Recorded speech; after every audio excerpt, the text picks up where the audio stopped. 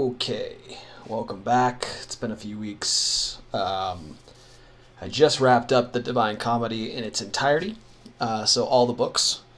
And I have to say, this is the best looking book from the Castalia Library. When I look back at my shelf, it's the widest.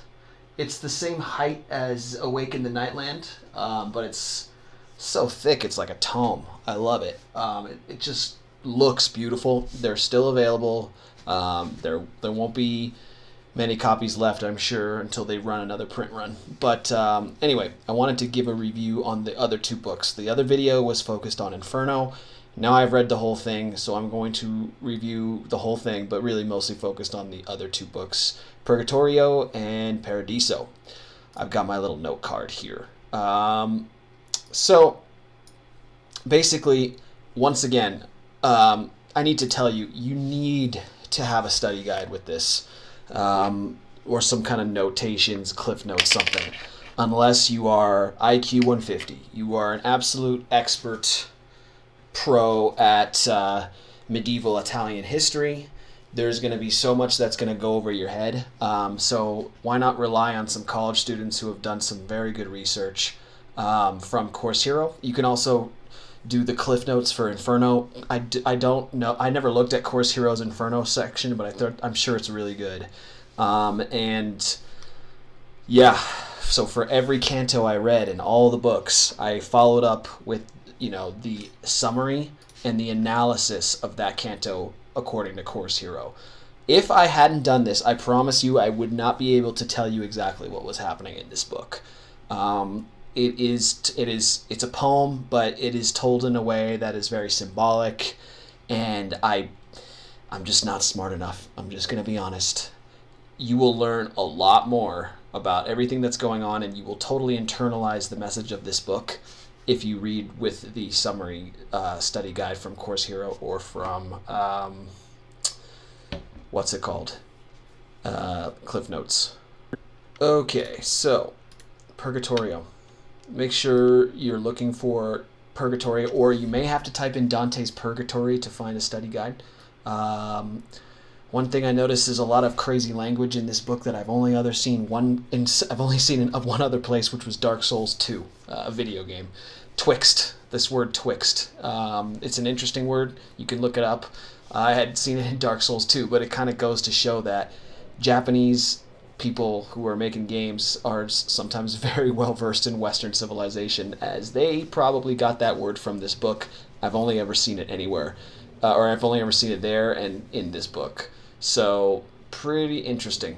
Dante himself actually describes an emaciated type of soul in Purgatory that looks like a hollow from Dark Souls. If you've played that game, you know what I'm talking about. Those little soldiers that try to fight you are completely devoid of any kind of soul or life, but they still try to attack you. They have like just dying skin and empty eye sockets.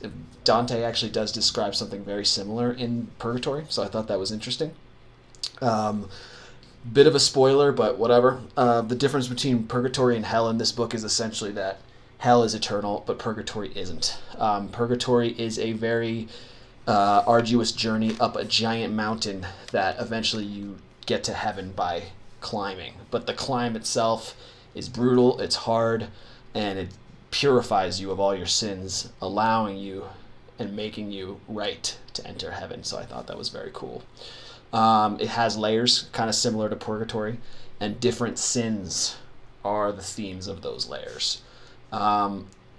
Virgil can't join Dante at the end, as you'll come to find out if you read this book, because Virgil is in limbo, sadly. Though he is super virtuous, he did not get the salvation of Christ. Unfortunately, cannot access heaven because of that. He is fallen. Paradiso was amazing. I've got a lot of notes here. Basically, it's this whole book, guys, has actually really changed the way I view the afterlife. Now that I've read this book, the ways that I've imagined what hell are and what heaven are have shifted. They now kind of more, in my mind, seem like what Dante wrote about. Paradiso is very interesting in that Thomas Aquinas is actually a character. I believe he's in Canto 4. And a lot of people say that Dante's book, The Divine Comedy itself, is a poetic version of Summa Theologiae, which is the many, many books that Thomas Aquinas wrote on theology, on Catholicism and Christianity. So one thing I'm going to point out is this paragraph. I'm going to read it. It was from an analysis of Paradiso, and I'm just going to read this quote. Back in Canto 1, he even offers a disclaimer of sorts, which we might paraphrase as objects in the poem are larger than they appear. That is, Dante's memories of paradise are only the small-scale reflection of an impossibly grand reality that cannot be mirrored or portrayed by any man. The beauties of creation, both real and imagined, are meant to surpass all efforts at realistic portrayal. Colors and shapes blend in a fantastic heightened reality that seers and prophets for centuries portrayed, sometimes from faith and sometimes with substances. In a way, but what it's saying is when he goes into paradise, what he sees, what he is able to actually recount is more of a symbol.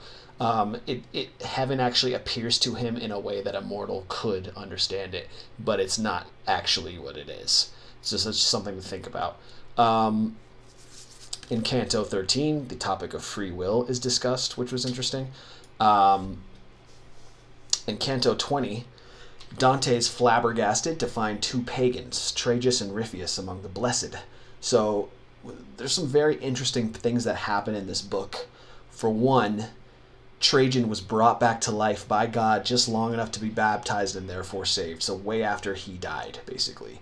And that was because supposedly many Catholics, or at least one, prayed on end for the salvation of Trajan. So things can happen interestingly like that according to this book. Just something to keep aware of. Yesterday on Social Galactic, I posted about the analysis of Canto 23 that provides an argument against the Mary worship haters of the Catholic teachings. So there's always this ongoing theme between Christians fighting, and I don't take a stance on this, but Protestants yell at Catholics for, quote, worshiping Mary. Catholics yell back, say we're not worshiping her, we're just revering her, which is not worship. That is essentially what is, I don't want to say argued here because it's not a debate, but that's what they say in Canto 23, that Mary is hyperdulia. She is above honor. She is not part of latria, which is actual worship. Brought that up on Social Galactic yesterday, and I got about 100 notifications when I got home. It was pretty interesting. That is a very, very, contentious topic amongst Christians.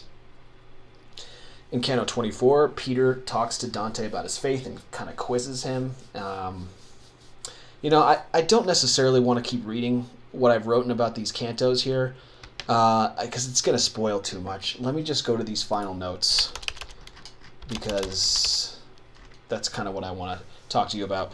I just want to say this book is amazing, but like I said before, it is something you need to read with a study guide. You're not going to learn much if you don't, and you're going to learn a lot if you do. So please, after every canto or after every few cantos, read the summaries and the analysis of those cantos from people who have done the work.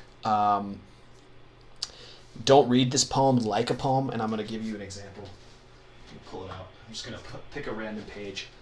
So when I read this, you can see that it's all done in verse. I'm going to read this. This is page 423 of the Castelli version, just from the top. That which Timaeus argues of the soul doth not resemble that which here is seen, because it seems that as he speaks, he thinks. That is actually 3 lines of a poem right there. I'm going to read it in how you might read it if you were like me in the beginning.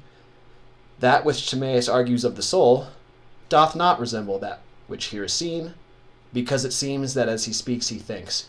I highly recommend you don't read it like that. Even though the book is broken up into verse, try to read it like a full sentence, unless there's punctuation. It'll make more sense that way. The images in front of every canto that I think is unique to the Castelia version are pretty cool. I noticed Hermes' staff on the drawing in Canto 6. I can't remember if that was Paradise or Purgatory, but Hermes' staff is an alchemical symbol. I think alchemy has come up in this book a little bit, and I've always kind of wondered whether alchemy really relates to the occult I've heard that alchemy is not something you want to think about or do, and yet Thomas Aquinas was a known alchemist, so it's interesting. And again, this is the Summa in verse. So if you familiarize yourself with this entirely through the analysis and through the summaries and the study guides and reading it and analyzing it, you might do well to read Thomas Aquinas next. Though I heard that that's very hard to get through. But all in all, this is an amazing book. I'm really glad it's part of the the Castelia Library, because it got me to do a lot of work. It's funny, if I was a college student 20 years ago, 30, 40 years ago, when they actually assigned this book as a project to read, I probably wouldn't have been interested, but now I'd gladly take it upon myself to do all this work and learn about this stuff. So of the 4 that I have, this was the hardest to get through. And I said that the meditation was the hardest, and now that I've read the Divine Comedy, the Meditations is a breeze in the park. The other 2, Awake in the Nightland and The Missionaries, are just fantastic novels. You're not going to need a study guide for those, but for Meditations and definitely for the Divine Comedy, I highly recommend this website, Course Hero, and just search for it in the search bar. That's my review. I hope you will take the time to read the book and read all the analysis, because you will learn a lot. All right, take care.